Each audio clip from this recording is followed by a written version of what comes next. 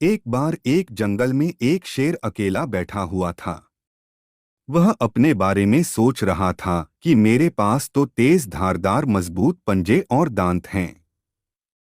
साथ ही मैं एक बहुत ही ताकतवर जानवर भी हूँ।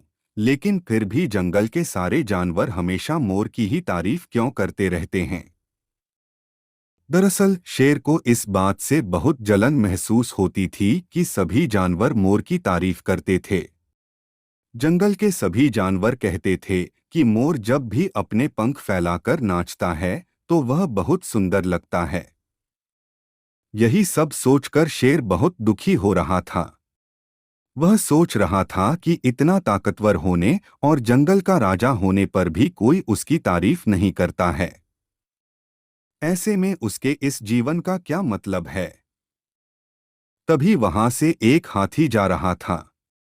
वह भी काफी दुखी था। जब शेर ने उस दुखी हाथी को देखा तो उससे पूछा, तुम्हारा शरीर इतना बड़ा है और तुम ताकतवर भी हो, फिर भी इतने दुखी क्यों हो? तुम्हें क्या परेशानी है? दुखी हाथी को देखकर शेर ने सोचा कि क्यों न मैं इस हाथी के साथ अपना दुख बांट लूं।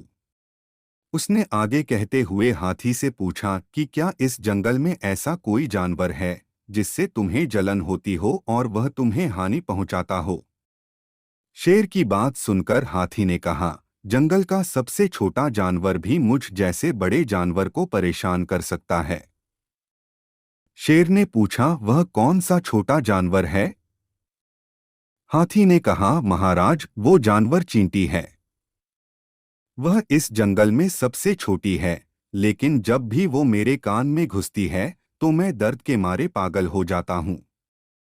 हाथी की बात सुनकर शेर को समझ में आ गया कि मोर तो मुझे चींटी की तरह परेशान भी नहीं करता है, फिर भी मुझे उससे जलन होती है। ईश्वर ने सभी प्राणियों को अलग अलग खामियां और खूबियां दी हैं। इसी वजह से सारे प्राणी एक जैसे ही ताकतवर या कमजोर नहीं हो सकते हैं। इस तरह शेर को यह समझ में आ गया कि उस जैसे ताकतवर जानवर में भी खूबियों के साथ कमियां हो सकती है। इससे शेर के मन में उसका खोया हुआ आत्मविश्वास फिर से बढ़ गया और उसने मोर से जलन करना बंद कर दिया।